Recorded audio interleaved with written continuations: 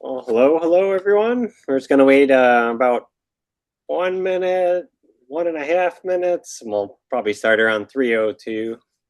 Just give anybody else an opportunity to join from the get-go. But thanks for joining, and yeah, see you in.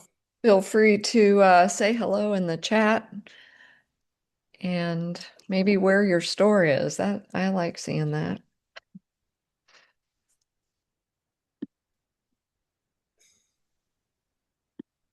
We were just doing the weather. Whoops. We were just doing the weather conversation as people are getting on here. But I hope that, hey, Dan, nice to see you here. Um, Maryland. yeah, great. I've been to that store. Um, that's always the challenge for me is to see which of the stores have I been to. But yes, we're in the Midwest, all three of us, though kind of north to south from Minnesota to Texas today. And we were doing the gosh, it's hot outside conversation before everybody joined. But hopefully, wherever you are all calling in from, there's Dan. Hi. Hi, friend. Hopefully everybody's not quite as hot as it is here today. It's kind of, we reached the gross season. Seattle. Another Dan. Nice. Everyone Oh, joining today is Dan. that'd be cool to hear a little bit from Daniel about the fresh bucks at the end. I'm kind of interested in hearing how that's going. So, So we've got Northeast, Northwest. Pretty good. Anybody well, chime in where you're from? yeah. Anybody else chime in where you're from? What store you're from in the chat, and then we're gonna probably start in less than a minute.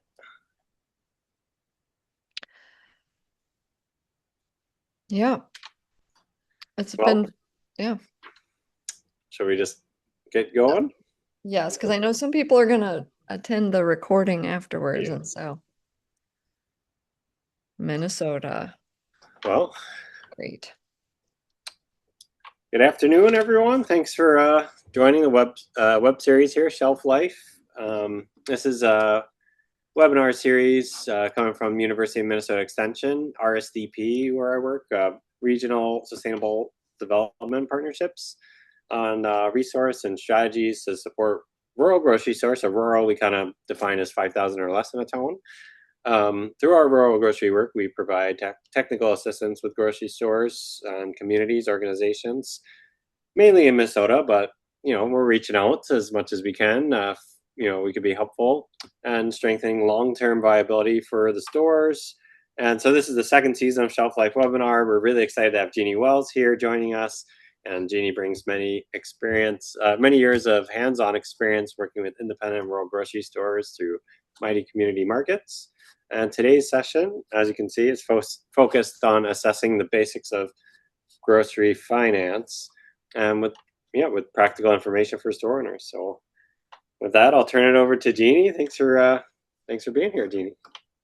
Yes, well, this is my favorite thing to do is to talk to grocers, sort of generally, but also today, talking about financial conditions, which I think some people, as we talked about a little bit last time, many of us accidentally became grocers and we sort of stumbled into this career leading a grocery store and then had to go and backfill. Okay, what does it mean to really run our own grocery stores, either family run or a food co-op or I know some nonprofits, grocers as well. And grocery is just a really hard business. And so I love talking about like, okay, how do we really do this well and how do we get our arms around this business that we're running, even if we didn't necessarily seek a career as a lifelong grocer. I'm a little bit nerdy and I do like talking about the math part. And so I'm particularly excited today to talk about some of the financial conditions. Full disclosure, also a little bit of a Trekkie. And I was thinking, I when we talk about like why does it even matter, or why should we be paying such close attention to our financial conditions? I was thinking of Captain Kirk and just, sort of our own sort of, bridge, our own control center. Like, what do we need to be looking at in order to chart our course for really healthy impact, healthy operations? And so I pulled that in, and also because I got to visit the set of the Star Trek not too long ago, and I was thinking, this is what it is. We are on our own bridge. We are charting our own course. And so what's the information that we really need to look at in order to be an effective home office for our businesses, no matter what the ownership model is? We're in a brutal business, and how do we make sure we're looking at the right information to chart our course for our businesses? So as I said last week, I'm pretty informal as a presenter, and I've got some things here we'll go through. We'll talk about a couple of different financial concepts. So if there are questions that you have along the way, I've got Heather and Zachary kind of helping me watch the chat. If there's some burning question that you really want to stop and get some clarification, there's definitely lots of time for that. There will also be plenty of time at the end for us to do, talk about whatever it is that you're seeing in your corner of the world. So, this is really a session to help you get whatever it is you need for your specific store. So with that, I'm gonna head off here into the first part, that just to say, and I know some of you have been grocers for a long time, some of you are brand new to this, but there's a lot of common ground we all share when it comes to, how we watch over and take care of our business. And there are financial statements, for example, that it really doesn't matter what accounting software you're using, if you're QuickBooks or something bigger. We all are getting some financial statements kind of generated automatically. Um, and the more we understand how they work and what they're trying to tell us, the better decisions we're going to be able to make, because then we kind of pay attention to what's showing up on there. Um, some of them get printed automatically, and if you're not in, if the information going in is not totally accurate, then you're getting reporting that's not totally accurate. So that's definitely something we watch for. But just for the purposes of today, just sort of a quick overview of what these are and what they're trying to tell you about your business. And there are more than this, but these are the big three, I would say, that all grocers need to understand. There's the income statement, which is also called a profit and loss statement, which also gets called a P&L for short. It also sometimes gets called the operating statement. So there's that, and that's really, it's telling a story of where the dollars went. Let's say you sold $1 at the front at the cash register. An income statement's going to show, oh, here's how much you paid for that product. Here's what was left. Here's how much you paid for rent and personnel costs and everything else. Here's what's left over at the bottom. So it's kind of telling a story of a dollar, what happened to your dollar. And so we'll look at that. Balance sheet really is a snapshot or an x-ray of a moment in time. It doesn't really tell a story like an income statement. It really is all about kind of a quick x-ray of, does this business have healthy relationships within itself? And there are some key ratios and things that we look for in a balance sheet, but it's different. It's really just taking a quick snapshot, like, is this business healthy and balanced? And then there's a cash flow statement, which gets printed automatically in your software. And cash flow statements are vital to the grocery business because we are cash hogs. Next week's sales depend on having enough cash to place an order this week. And so we have these razor thin margins. It's a game of pennies a lot of times, and that cash can get really, really stretched thin which then directly impacts our ability to grow and cover all of our expenses. And so a cash flow statement just does exactly what it says. It's just monitoring that one thing. It's monitoring your cash. And so those are the three. There are more that your software might be spitting out. But these are the big three. And so just to like take a minute, and I'm not going to go in super deep on these, but just to walk through kind of what they look like so that if you're a new grocer in particular or a new manager and you're like, oh my God, I gotta, I gotta read this thing and know what it's trying to tell me. Um, I like thinking of a balance sheet. I'm going to talk about the balance sheet first. I like thinking about the balance sheet.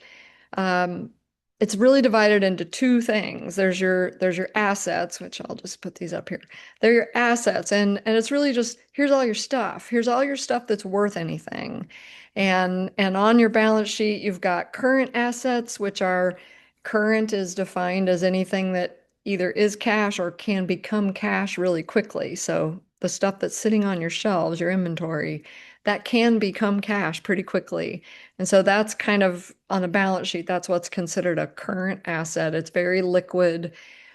Banks, of course, love to see what you have in your current assets because it's really going to indicate how well you can meet your current payables. So you'll see current assets on your balance sheet. And then you'll see fixed assets, which include your building, your leasehold environment that if you're a startup, you just built this and you probably have a very big number there. You just paid for all of this and you have all of your big equipment. And so fixed assets show up, it's part of your stuff, but they're not as liquid as cash or inventory. So they get called fixed assets. The thing about fixed assets is they lose value every year. So they are getting depreciated all the time. And so sometimes when I'm working with a store that's been around for 50 years, sometimes they actually have very little in their fixed assets because everything's been fully depreciated out. It's not worth on paper anything anymore. And so sometimes I'll look at that and just see like, okay, are they and bankers look at this. Bankers like to see the like continual reinvestment of, some new refrigeration, some new leasehold improvements. They like to see a little bit of constant investment there. And then, in grocery stores, all businesses have balance sheets. In grocery stores, a lot of times our other assets aren't usually very significant. We don't tend to like invest in a lot of other businesses. We might have a little bit, or we might have some special credits that, tax or, some kind of city credit. Sometimes those get put in this kind of other miscellaneous asset. But yeah, assets. If you print out your report, your balance sheet report, you will see the first thing that comes up are your assets, and this is how they're categorized. And then the next section is, if that's all your stuff, the next section is really how did you get your stuff? And there's only two ways to get stuff. You either borrowed money to do it, which are called liabilities, or you spent your own money to get it. You had some equity that you were and some, retained earnings that you had been stacking up. And so the the way you got your stuff, you either borrowed or you spent your own money to get it. And so on a balance sheet, that's just called liabilities and equity. And kind of like on the asset side, we've got current liabilities. That's like anything that's going to come due really in the next 12 months is typically how it's categorized here. So if you have a 5-year loan, um, you might have, 4 years of that principal showing up in your long term, and you might just have the next 12 months up here in your current portion. So again, banks really like to look at some of these, partly because they're going to look at some ratios and they're going to try to decide, oh, do they have way too much liabilities and not any equity? Do they Are they reinvesting in their fixed assets? Are they not? So that they're looking at relationships really when they're looking at your balance sheet. Um, a startup, and I think a couple of you might be startup organizations getting ready to open your doors. Startups have a tough road to climb here because it's a lot of leveraged debt. You're borrowing a lot to get open. You don't have years and years worth of profits stacked up in here in your retained earnings to draw on. And so it's normal and natural for startups to, you've sold some, if you're a co-op, you've sold some stock or maybe you have preferred shares or something like that, that might be showing up in your equity section, but all the rest of it um, is being borrowed generally. So yeah, it's a balance sheet. It's your stuff and how did you get your stuff? And it's really all about, like I said, banks in particular love to examine your balance sheet and hopefully you will like looking at it too. But that's really what it's trying to do. It's just trying to like do a snapshot of, how much do they have in this category? How much is in this category? Couple of just key ratios that bankers in particular love.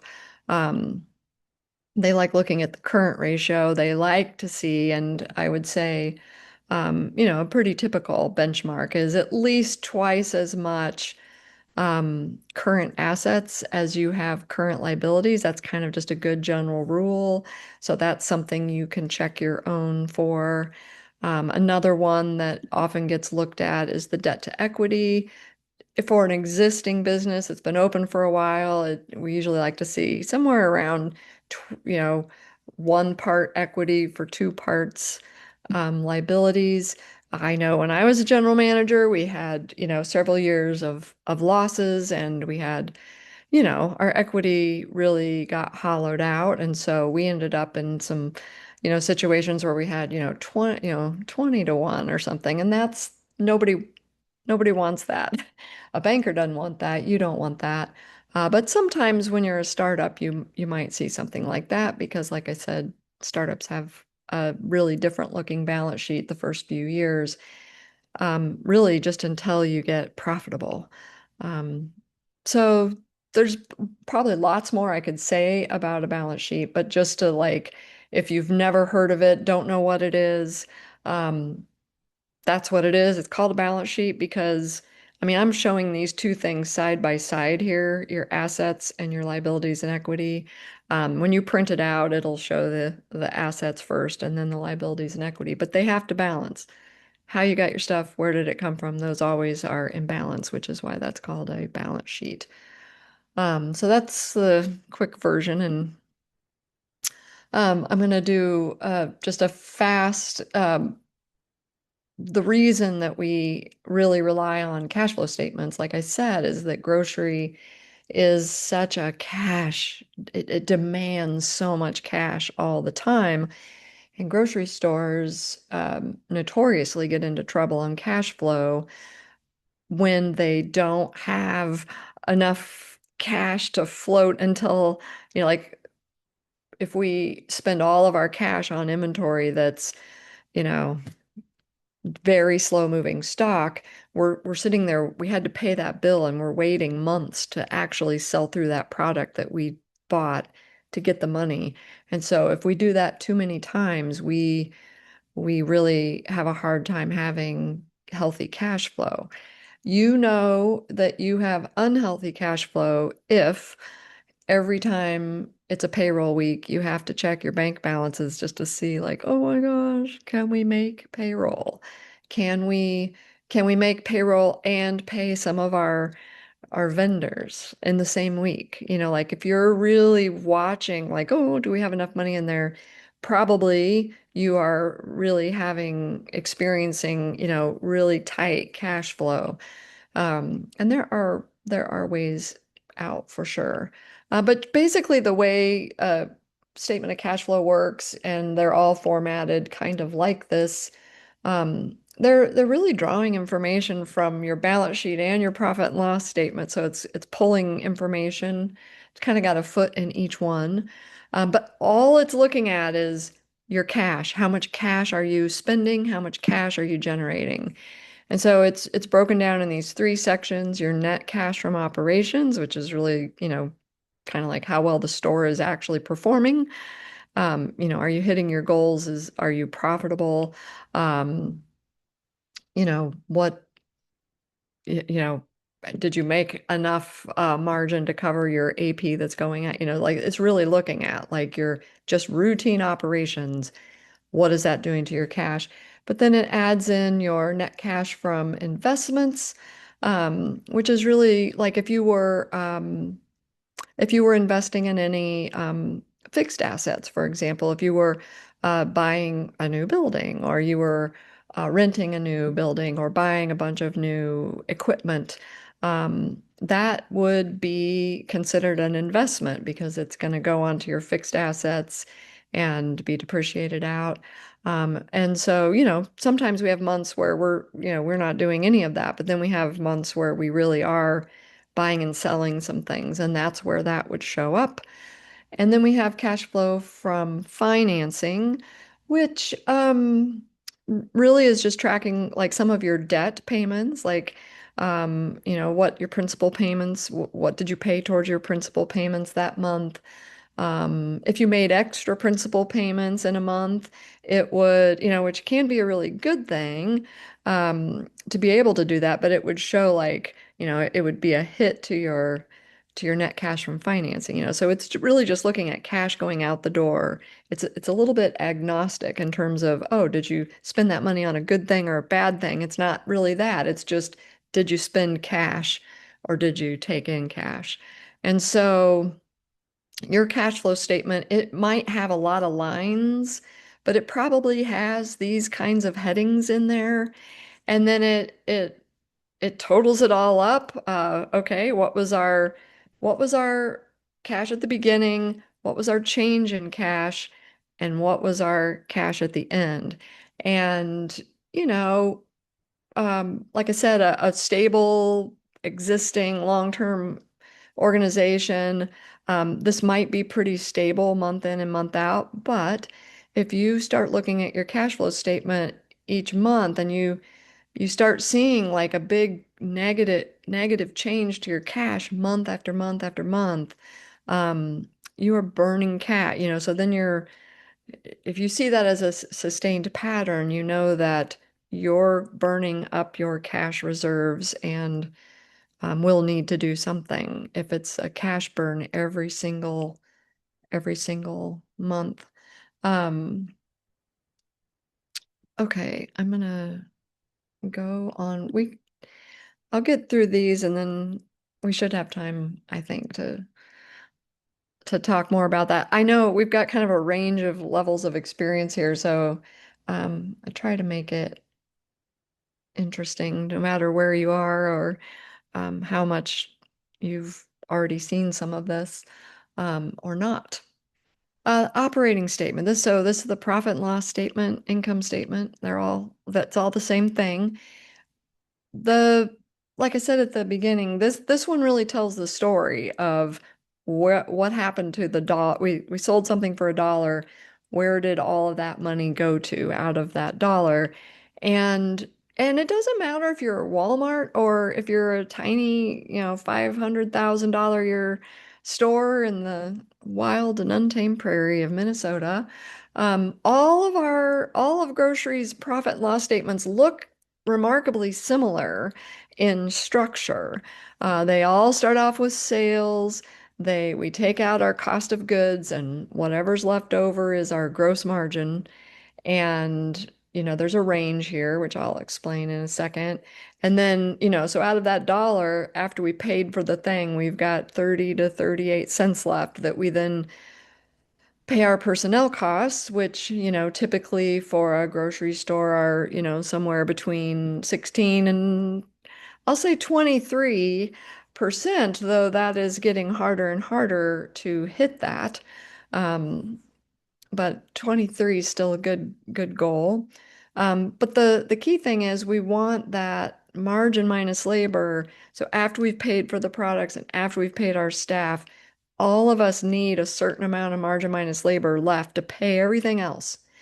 And the margin, like how we price something so that we have enough money left over, and how we pay our staff, those are really the most, they're not exactly the only two that we get to control, but we don't get to say what our electric bill is or how much our mortgage payment is or how much our credit card processing fees or so much of this down below this line are not up to us. We don't get to affect them very much. And so these two biggest expenses out of every dollar are paying our vendors and paying our staff. They're totally in our control. We decide.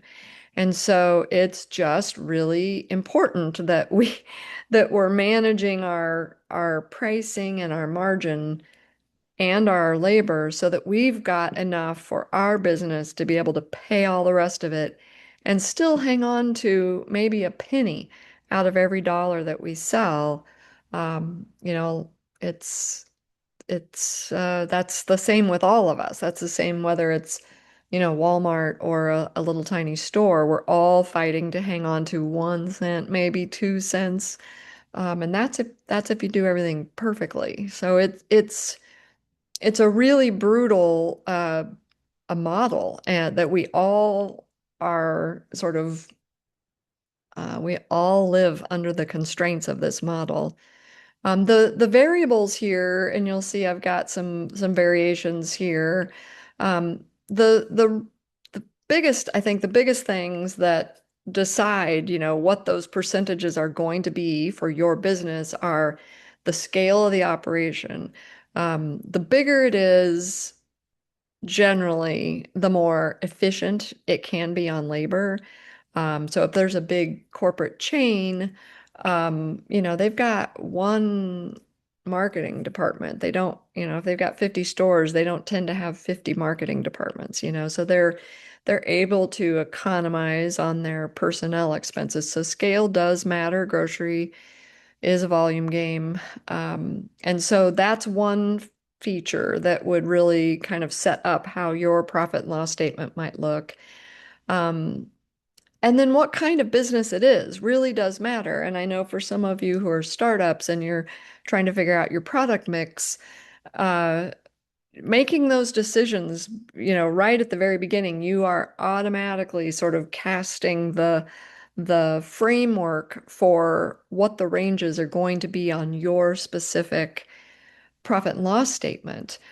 Because there's, whether you're a natural food store or a all conventional store or something in the middle, you are deciding what the range is of margin that you're going to be aiming for just by making that decision. And so I've got just a couple of examples in here. So if you're a all natural food store, all natural, organic, and local products, or let's say 90% of your products are that, you are able to, although it's getting harder and harder, you're kind of a premium store, really. You're selling premium products, and you are able to get a premium margin out of those. So if you are a natural organic store, local, um, you really can get a higher gross margin out of that. It's part of your mission, it's part of your messaging campaign, it's part of everything you talk about is you've got the very best in your town. That's what you're selling. You're selling premium food, and you can get a little higher margin on that. I mean, it's less and less true because of all of the merging and consolidation that's happened in the natural organic space. Um, some of those natural small brands got gobbled up by big brands, and they're in all the stores now too. It's just remarkable, really, in even my lifetime, which I like to think is not that long. Uh, it's amazing how mainstream some of the natural products have become. But it's important on a profit and loss statement because if that's who you are and that's what you've decided to be and that's your main thing, you can get a pretty high margin, and that allows you to spend a little more on your personnel. If you're a premium store, you are likely also talking about customer service. You might have some specialty departments that are high labor. you are able to spend a little more on labor and still hit a margin minus labor of 14%, which most stores can make that work. Some stores need 15. But that's the difference of having mostly natural organic. You can price things a little higher, not across the board, but you can make up some margin there, which allows you to spend a little bit more on labor and still hit your margin minus labor goal of 14 on this. Um, but the more like kind of conventional mainstream national brands you add in, it starts putting pressure on the margin. Only because um, if you've got 50-50 or 60-40 one way or the other with natural organic and conventional, it just puts pressure on your overall margin that you can achieve. If you're selling a box of Cheerios, you cannot, you just can't put a 40 margin on a box of Cheerios. Everybody will know that you're gouging them, like that. You can't do that. People know what that is. They know what Kraft mac and cheese costs. They know what um SpaghettiOs, or maybe I'm just talking about my childhood dinner menu.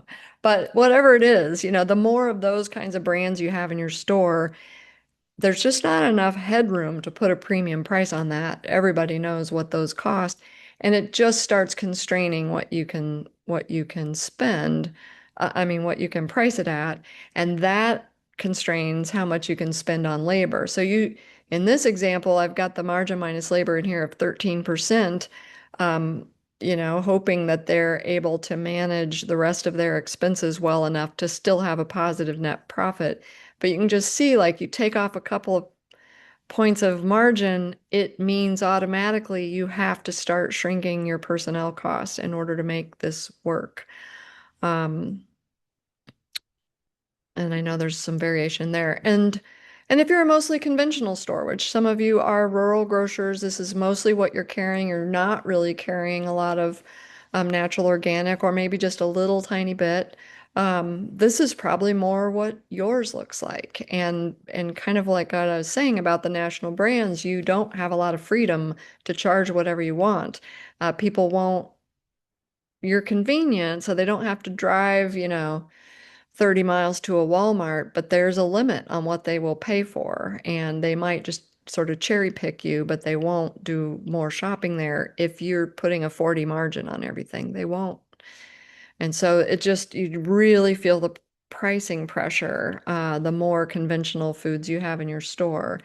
And so I think, just knowing that there were a couple of startups in particular that were doing this series, just to name that, like when you're making those decisions, you are automatically sort of casting the die of what kind of parameters you're going to have here and what that's going to do to your personnel costs. For example, you can't be the cheapest in town and have exorbitant personnel. Like you will have a very large negative net price. Like it all has to fit in there somehow. And so there's just a lot of constraints. And the profit and loss statement, I think, is where we see that the very most. Um, see, I had a bunch of coffee right before this, and I'm talking math, and I get all wrapped up in it. But it's a really brutal model. It's not easy. It's not your imagination. It is really hard to deliver a positive number in your net profit every month because of all of the constraints of, trying to grow your top line and having a lot of restrictions on where you can make up your margin and how much you can spend on staffing.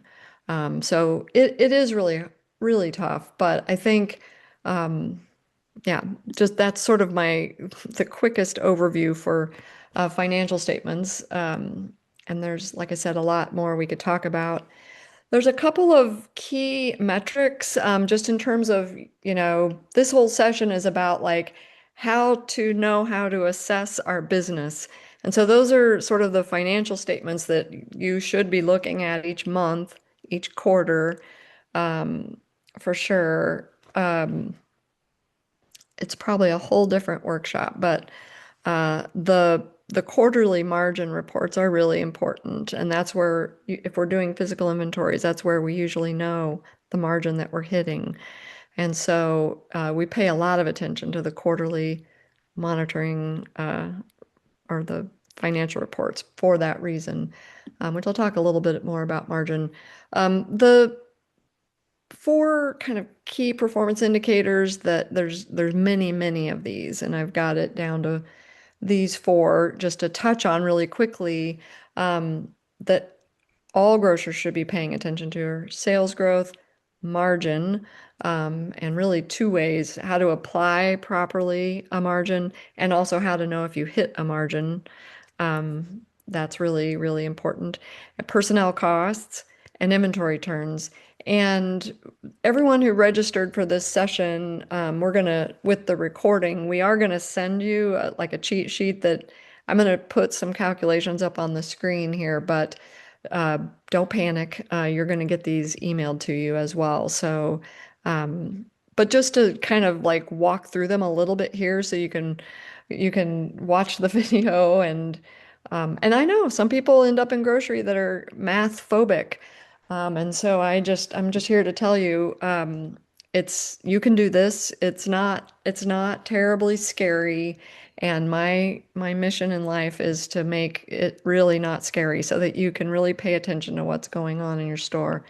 Um, Sales growth. The main thing with sales growth is, well, we always calculate it with the newest period divided by the previous period. And what that can mean either the newest year, 2025, how did 2025 do compared to 2024? Or we can say, how did June 2026 compare to June 2025? Comparing the same month or same quarter to the same period last year is 9 times out of 10, it's going to give you the information, more valuable information than having a sales figure that says, oh, here's what June was compared to May. There might be some interest in that, but there's a lot of seasonality baked into grocery. And if you're in in the upper Midwest or there's a bunch of lakes and you're really busy in the summertime, comparing your June to May may not be that, oh, we were up 20% compared to May. Well, if you look at last year's June, you were up 40% compared to that May. That's more relevant, is to compare apples to apples. How is this June to last June or this year to last year or whatever. Like I said, I mean, sometimes I just see these, like people have these Excel sheets, or sometimes it's a point of sale system itself spits them out and it will automatically calculate what was your growth this week to last week. I'd rather look at what was week 14 this year compared to week 14 last year. It's so much more valuable. But the calculation is simple. You just take the newest period divided by the previous period and then convert it from a decimal to percentage, which if you're selling more in the newest period from the previous period, it's always going to be a positive number, 1 point something. So that's an easy conversion. If you are selling less this year than last year, you'll get something like, 0.85 or something. Then you just have to, what's the gap? It's negative 15% sales growth. It's the gap, to get it to a positive number. But that one is pretty straightforward. And if you have a little simple Excel sheet, you can program this in very easily, so that you can always know what your sales are. Um, Margin's a big one, and I want to spend just a little bit of time on this because it pays for everything. And we control it. We control the margin we get in our industry. We decide what to put on that shelf price and what margin we need. And and there's two. Um, oh yeah, I wanted to include a little word about markup versus margin. They sound similar, but and I know sometimes I run into this with smaller stores. Um, Buyers might have a little cheat sheet on their bulletin board that say, "Oh, I just take the cost and I multiply it by this." And yes, that's telling you markup you're putting on a product, but it doesn't really tell you what percent you're trying to have left over out of the sale. It doesn't put it in any kind of context. So, best practice on this is really margin, not markup. And so if you're a store that's really just using markup, um, I would urge you to move over in your conversations with whoever's buying in your store, moving it to margin because it puts it in context automatically, and tells you what you should be collecting after that item goes through the register. So, margin, how to apply? So the little wrinkle here that if you're math phobic, I don't want to blow your mind here, but the proper way to know how to apply a proper margin is you have to kind of know this concept called a complement, um, because the calculation is actually cost of whatever you paid the warehouse or farmer for it divided by the margin complement tells you what shelf price you need in order to have full margin on that. And all the complement is, so in this example, let's say the margin goal is 35, which we would write as 0.35. You take 1 minus 0.35 to get 0.65. That's the complement of the margin goal. Um, in the Mighty Community Markets online classes, we spend a little more time on this, but just to kind of run through it. Some of you I know this is not new, and some of you it is new. So yeah, this complement piece is so important. You take the cost of something, you divide it by the complement, and it tells you if I'm going to make that margin on that item, here's what the shelf price needs to be. So, in this case, you've got a, thing of raspberries or whatever, and the cost was $2.31 from your supplier, and you're trying to hit a 35 margin, you would divide that by 0.65. And that tells you you should to hit a 35 margin, you need to have a shelf price of 355. And you can decide, oh, we only end in nines, or oh, it's a price sensitive thing. We're gonna go down to 349, or oh, we're gonna go up to 379 or whatever. But at least you know what it's supposed to be. The number one error that I see on margin is that people say, oh, I need to hit a 30 margin. I'm just going to take the cost and I'm going to multiply it by 1.30. And somehow in our brains that sounds like it should do it, but it doesn't. That'll only give you a 20 something margin. So if that's how you're doing it and you're never hitting your margin, that's why you're not applying a full margin to it. So I wanted to just put that calculation up here. And like I said, you're going to get a sheet that has these on there. Um, Margin, I think, is the hardest thing we do. So if you're hanging in there with me so far, you're doing good. If we were in a room together, I would give you candy or Smarties or something because yeah, it can be a lot, and I'm running through it fast. Um, so that's how to know if you're applying the proper margin. Um, if you need to know if you achieved that margin, the way we know that, we have to kind of unpack this concept of COGS, which is cost of goods sold, which is on your income statement. It'll say, what your sales were, and the very next line, it'll say COGS or cost of goods sold. And so often, what ends up there are just our purchases. But really, to get a true, accurate picture of what our margin is, we have to take into account what what was already in the store at the beginning of this month or this quarter, and then what purchases did we make, and then count it again and what inventory is left over. And a real true COGS number, you have your beginning inventory number plus your purchases minus your ending inventory. And so that's why that quarterly inventory count is so important, physical count. Um, and I know some people are going to say, we only do it once a year. We can't, I know it is hard, but it is the standard. And so that's my job is to say, here's really what's recommended. Someday yes, we could maybe do a better job using some of the technical tools and perpetual inventory. You still have to do so much counting. They are not fully accurate. And so it is still a best practice for most grocery stores to do a physical count once a quarter, at least. So that's a COGS number. So to really know, like, we said we wanted to hit a 35, or we said we wanted to hit a 40 in this department, or, whatever the goal was. Did we do it? You would take your sales for that period, and then you would minus out your COGS number. And you would divide it again by sales, which just puts it in this decimal. So in this example, if you sold $968,000 last month, a quarter, and your COGS were for that same period were 600,000, you would take 968 minus 600,000, divide it again by your sales, and it tells you you achieved a margin of 38.01, which is 38%. Um, I did just see Noreen say, yes, you will get a recording with all these slides and you'll get the cheat sheet to these calculations because I know I'm going through them pretty fast. And margin's tough. I think margin's tough.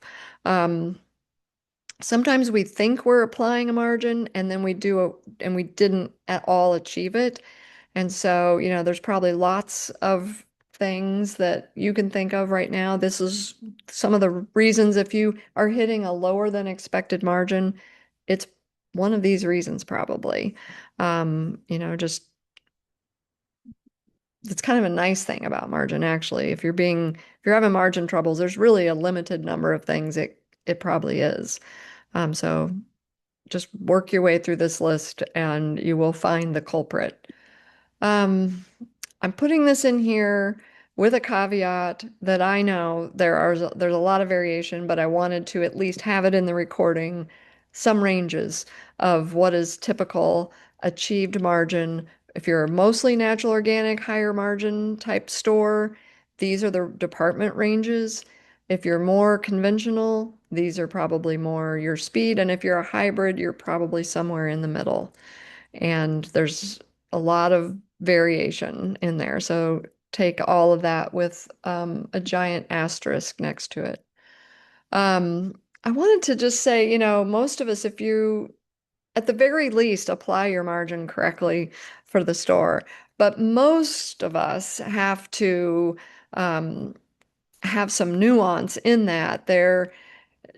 You might be intentionally taking a lower margin on some items, and then you're looking for things that you can apply a higher margin to kind of make up for that. And so the longer you're a grocer, the more there is to do and know about this. But being able to manage, in one department, kind of this variable margin strategy is really important. If you're looking at your refrigerated grocery department, what are the things in there that you're trying to hit a 28 or something in your refrigerated grocery for your margin, but you cannot put a 28 margin on all of your milk, for example. You're probably going to put a 15 on it or a 10. And so what else do you have in refrigerated grocery? Oh, you've got this, somebody down the street makes this homemade cheese spread or something that you can probably get a 35 margin on, or maybe even more, and so you're looking for there is some nuance there. At the very minimum, you want the whole department to net out at the target margin, but you're going to have to constantly be playing with what are the things we have to be really competitive on in the ballpark on, um, and commitment to track. Like, yep, we are going to go track prices at Walmart and Dollar General once a quarter just to see what their milk is. Doesn't mean you have to have all of your milk super, super low, but you have to have a good option on your milk, bread, eggs, um, Kraft mac and cheese, the stuff that people know the price of. Um, Identify the places where you might be able to make up a little lost margin. That's equally as important. and recognize that every department has kind of its own recipe. Produce is very different than refrigerated grocery, and it has different items, it has different things. Meat and seafood is very different from packaged grocery. So every department has its own kind of core basics that you got to pay attention to and still net out kind of a blended achieved margin.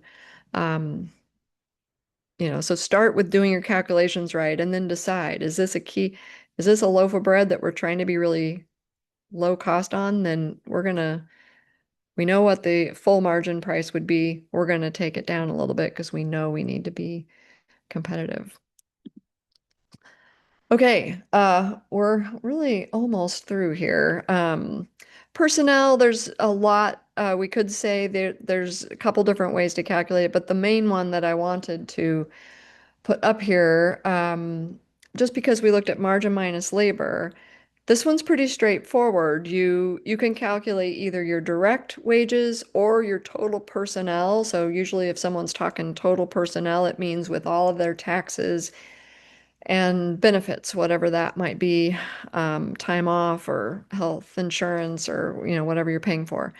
So either one, just keep it apples to apples here.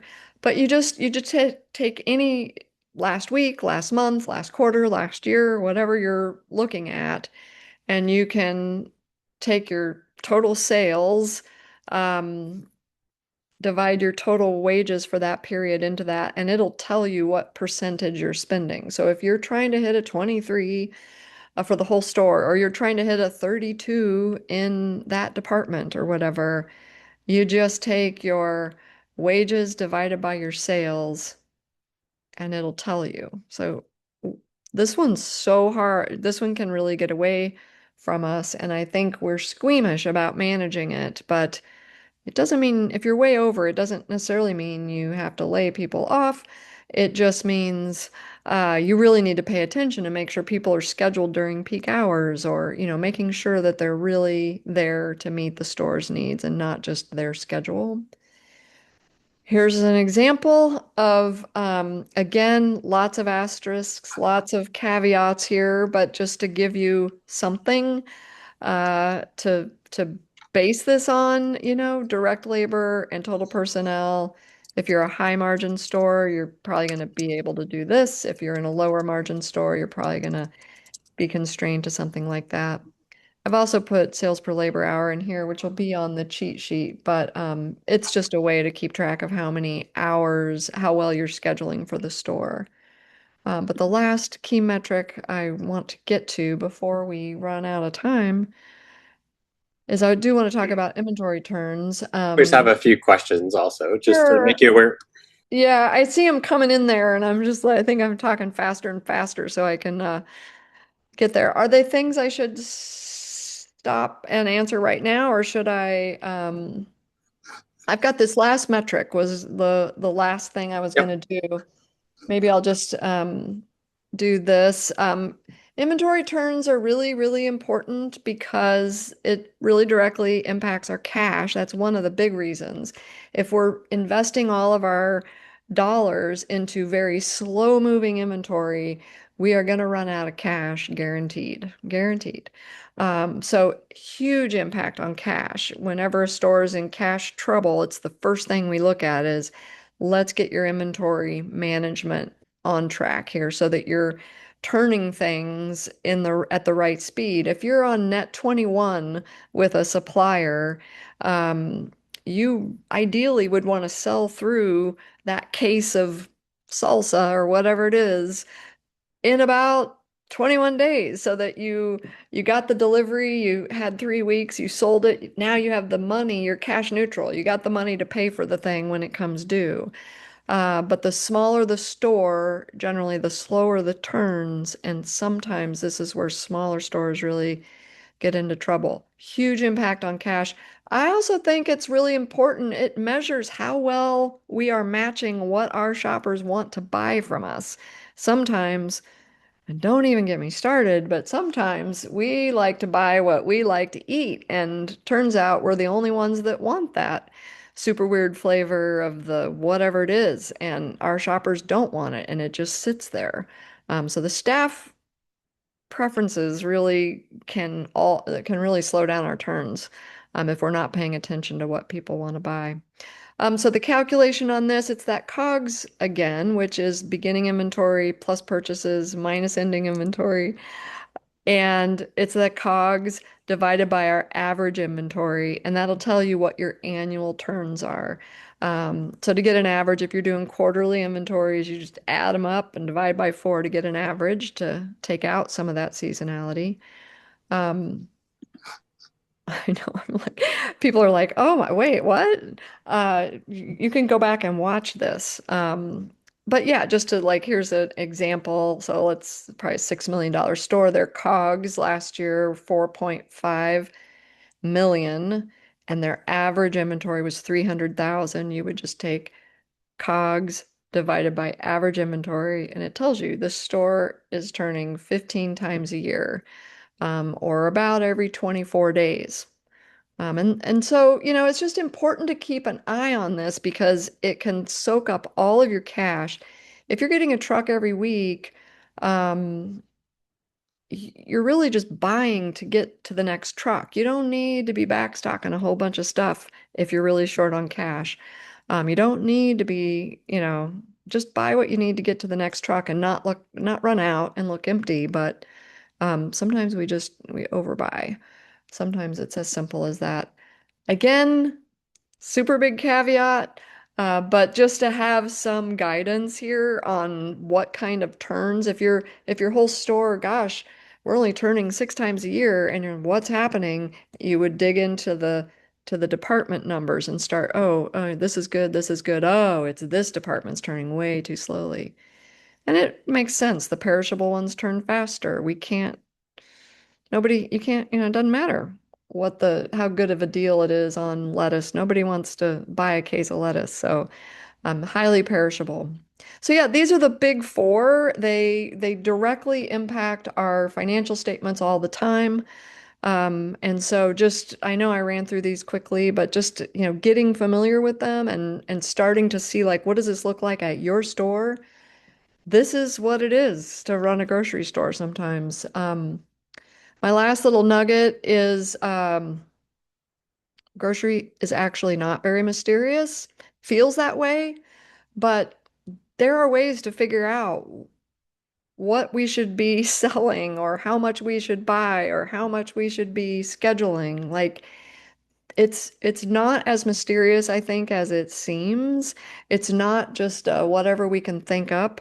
There are actually ways to figure out the answer. So if you don't know, there's almost always some sort of benchmark or guidance that can help you. I think the three most important questions that any grocery leader can ask are, where are we at? And of course, for that, you need some kind of weekly sales report. You need some financial statements. You need something that tells you, where are we? And then you need to know, where should we be? And of course, where you should be, you can look at benchmarks, you can use your own internal budgets, like, where are we at? Where are we supposed to be? And what am I going to do about it? And actually, that's the biggest question of all, is if we're way over on personnel or we're way under on sales, you're the home office. You've got to figure out like, oh, we need to adjust something. We need to change. We need to change. If we're not hitting our goals, or if you're way over on sales, like, we can add some more staff, but you're constantly adjusting. But I think it's not that mysterious. You just need to know like what to look at, and the financial parts of this are just they're they're not everything, but I mean, it's your mile markers. It's how you know how you're doing. Um, okay. Oh boy. Yeah, not as much leftover time, but I can stay a little bit after, and I want to stop sharing, and you will get the recording and you'll get my cheat sheet. But I want to, Zach, help me figure Yeah. out my So chat yeah. here. Yeah. So we got a comment about the margins with from Daniel, and I think we could unmute too. But Noreen had a great comment of saying like certified organic is a little bit different than natural. So like I'm a certified organic farmer, Wow. so I know all too well of like the Yeah, inputs and what goes into a third party verification for certified organic. And I'm telling my parents this and stuff like that too. So like there is a good point there to say like certified organic is a little bit different than like a promise or something that a natural food product has. And to learn a little bit more about like certified organic and what that actually means, I think it's kind of important for a grocery owner or manager to learn about, and then they could like talk to that their customers like this is why these beans are like $1 more because it's certified right. organic. And then there's two Right. different versions of certified organic, kind of, because like there's like local that might have that little bit of a price premium, but then there's like mass certified organic chains too, so like there might be a little bit lower of a price for that as well. Yeah. And it's kind of like last time we talked all about like what do you how to compete and how to differentiate. If you've got a lot of certified organic, you really got to tell the story of why this is different and why it's better. And um you still need some things maybe in the store that you can show like, yeah, and we are working to bring some good deals here when we can. But yeah, it you really got to tell the story of why it's different. Yeah, I would say I am shocked by the confusion at both the retail level, even people working in other food, CPG and stuff, like not really understanding different market claims, but especially certified organic, which is the most recognized. I was talking to someone who works for like a plant-based institute kind of thing, and they didn't even know that it was a national standard, that they thought it was state by state. But I think it's really important, especially I've noticed recently a lot of commingling of conventional and organic at stores, but not just that. I just think understanding. I think that's one thing overall with the Naturally Network is like there's really no such thing as natural. I mean, Right. what is actually the guidelines for that Oh, are being used? Yeah. yeah, And right. having more knowledge about that space, because like Jeannie was saying, like that is an opportunity for smaller stores to take on the natural organic space, to be more knowledgeable about all these um, certifications or what do they mean. So yeah, if you could throw up a link to that webinar, that sounds great, Um, Noreen. yeah, I don't have the link yet, but it'll be on my website. And if you just sign up for my Sure, listserv, I'll put the website here. that'd be great. Yeah. And then did that kind of answer your question, Daniel, about why natural organic margins are higher than conventional? And why is there a price premium there? Is it partly because their customers are willing to pay that price? And then sometimes that's not, or maybe Jeannie, you could help. Yeah, I mean, I think like I'm also thinking, a lot of times it's a department that requires higher labor, and so a lot of times there's a higher margin. So like I'm thinking of like a prepared foods department that's trying to sell, we're making this from scratch with local ingredient. Like that's a high labor endeavor. And so the margin has to be much higher than a department that's, getting in a jug of macaroni salad and just putting in a thing. That's very low labor. And so sometimes it's, or meat, if you're doing any repacking of meat, anything that has labor attached to it. And produce, a lot of natural, a lot of organic, local items are not coming from Taylor Farms in bags, thank goodness. But that does require, there's more care that goes into produce in the back room to be able to have that beautiful shelf of produce on the sales floor. And so, a lot of times it's the additional labor that is needed that has to demand that price. Um, but, and trying to pay, it used to be in the olden days, which makes me sound so old, but, these businesses used to be more family run natural brands, and there was a lot of trying to pay them real weight, trying to give them a fair price for their products. Now it's all just part of Hain Celestial or Pepsi Coke or, something. So that I feel like is a little different. But I think even when these brands started out, there was a real mindfulness about how to treat the workers that are picking those beans. So I think that's part of it too.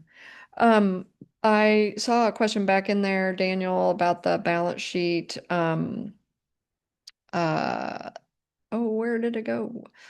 Something about what do banks look at on balance sheets? And yeah, there's just Your fixed assets, your assets, basically. Like they yeah. like have it up to date, right? Like They have it up to date and they're looking for like sometimes I work with older stores and they have no fixed assets and banks don't really like that. Yeah, you don't have any debt, but you've not been there's so much deferred maintenance now on your that it's going to take so much to bring the building back up to, so they do kind of I think like to see a 2-to-1 debt to equity. They like to see the investment there. They don't like to see it too low nor too high. Um, they're like Goldilocks that way. one thing that we dealt with when we are getting a loan, I'm board president of the Mana Food Co-op in Detroit Lakes, Minnesota, and we're going for another. We needed like a bridge loan to get us like over the bridge to get us to buy some stuff and then pay back kind of quickly. But one thing that we ran into was just collateral, like having the liquid assets like available, and it's like we didn't, but we had such a good relationship they let us get that loan anyway. But like that's something to consider. Like if you do have loans and you say if you have this one loan and that loan has your inventory as collateral, you can't use that again. So you could run out of Right. collateral stuff that Right. and potentially run out of looking good for banks if you don't have anything left. Yeah. Yeah. Um, so funny, when I thought I could get through this a little faster. I know we went a little over, but people really can email me afterwards, and I obviously love talking about this stuff. Um, everyone who registered will get the link to the recording. So if you're really trying to like in real time, go through your financial statements, you can pause and start it again. And you will get the cheat sheet that has those calculations on there. And I think there might be a couple more examples on there as well. So we will make that just available to anybody who registered. And gosh, it's so important. And I think, like most of us, when I started, I really didn't know anything about running a grocery store. And um, I kind of, I was good at math and, but I didn't really understand at all how to work the levers for a while.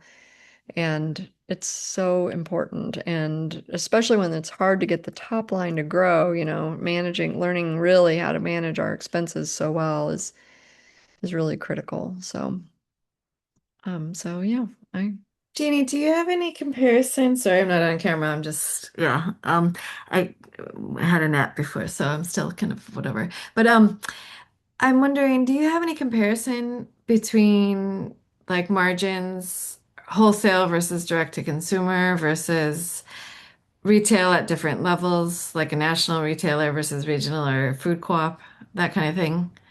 I don't have anything I could point to necessarily, but I do know a lot of farmers, growers, grower co-ops or farmers. Um, there is a difference selling directly to the customer as opposed to selling to a store. And I think, what happens a lot of times is farmers go to like farmers markets, they're charging retail. And then they don't always understand why the store doesn't want to pay full retail and then put a margin on top of that. And so I think, I don't have a clean answer, but I do think, helping growers and grower co-ops. I was just working with a grower co-op out west, and they run into this too. The farmers want retail prices, but it's like, well, then the stores won't ever buy them because they can't Yeah. sell head of lettuce for No, yeah, I totally $20. understand. So it's, Yeah. I think with some farmers, it's a educate, like, do you want to be a retail seller or do you want to be a wholesale seller? Well, And yeah. understanding a guaranteed sale of multiple, a whole truck of corn, or do you want to go sell retail and maybe not sell at all? And some farmers choose one thing over the other. And so I I don't guess know. Yeah, Yeah. no, I totally agree. And I think that's why we need better costing and like right sizing for farmers, depending if they're like ready or not for certain levels. Yeah, And then like more clear understanding. I would love to see more guidance in the future there's on a that. And I I just just threw in a feel, chat. Yeah, so you've got some Wisconsin great resources. I just sent in another University of Minnesota one. Wholesale readiness training for farmers, something that MISA put on, which is part of University of Minnesota Extension, but it's basically to get farmers ready and aware of like margins and stuff that they would consider, and also the licenses and food safety training. yeah, we So have the that's same at all in Food this, Finance Institute. Yep. yeah, all in this great website that I just threw in the link there, wholesale readiness. Yeah, no, thanks. I'll look at Yeah. that. But I guess what I'm seeing is that, for example, when you look at market prices with food co-ops, they're so different. Like I've actually had a conversation with the person at National Organic Program who's in charge of the data, and they're trying to get individual farms to submit data on their market prices. But the thing is, like you said, Jeannie, you're going to get direct CSA or direct to farmers market. That's going to be quite different than like if they're submitting to like a smaller retailer or cooperative. But I just feel like there's such a lack of data or like information on this in terms of margins and what you can expect at like all the levels and then like the comparative aspect of it and like the costing of it. I don't know if anyone has any resources on that, but I would love to put together some guidance on that, in the next year or so. I And I think just feel like, the tricky um, bit with produce is there's the seasonality of that too. So yeah, exactly. what people know the price of strawberries in April when they come in local. They don't know how much strawberries cost when they're making fancy holiday desserts in December. And so you can get much higher margins sometimes on strawberries in December than you can in April. And there's lots of things like that. Yeah. You know, in terms of price sensitivity in produce, bananas are the big one, always. And, a head of lettuce, a reasonably priced head of lettuce, maybe some bell peppers. Um, but then it's almost like the rest of it is really depends on what month it is. And there's so much volatility. There's a lot of dynamic pricing built into produce automatically. I mean, good example, produce, I started in produce, so it's my first love. But produce managers price their margins every single week off of the invoices that they get. And so they do keep up on price changes much better often than the rest of the store. But that volatility is it's built into the system of produce everywhere. And so it's much more dynamic. So it would probably be very hard to get that kind of aggregated information, in regions, because you'd almost have to do it by month. And that Yeah. starts to be a lot to ask producers to do. Yeah. Yeah. And then I guess there's imported versus, you know, what's locally grown and then what's regional. And like you says, it's seasonality. And then, yeah, I mean, there's a lot of factors, but I just think that, Cornell used to actually have the specialty crop data, but they stopped that in 2020. So now Um, there's just, I mean, the USDA data is just so limited. And then, of course, you've got like Organic Produce Network or you have, Nielsen or whatever. But I mean, the, let's just put it this way. No one's data, compared to public health, it's not very clear unless it's just coming from USDA AMS, where a lot of this data is coming from. And it's people's own methods. Like even yeah. Argus Media, they're collecting the organic grain data. And, very much what the USDA does is, they have they have a handful of relationships and surveys. But anyway, sorry, you can go on and on. Yeah. Yeah, It's a great question. part of it has to do with the consumer, like you were saying, like at co-ops, like maybe there's a heightened awareness of where the food's coming from, whereas if you're such a large part of the population are shopping at Aldi, and maybe not, if it's a 99-cent thing of grapes, great, the less price the better, and less consideration for where it's coming from and all those other factors. And it's just so there's a lot of different models because of the different structures of the stores, I think, too, Hmm. and the customers that are used to going to those stores. Yeah. Well, um, I sure appreciate everybody's questions and comments. And like I said, you'll get the recording and you can reach me or reach Zachary for any follow-up. But and then yeah, sometimes I just get a hold of you and say, hey, I'm in your neck of the woods. I'm going to come to your store. So that's always fun. And so yeah, you might hear from me sometime if I'm passing through your neck of the woods. But I guess until then, we'll wrap this up and just thank everybody for coming. All right. Yeah, thank you. Thanks, Jeanie. All right. Talk to everybody soon.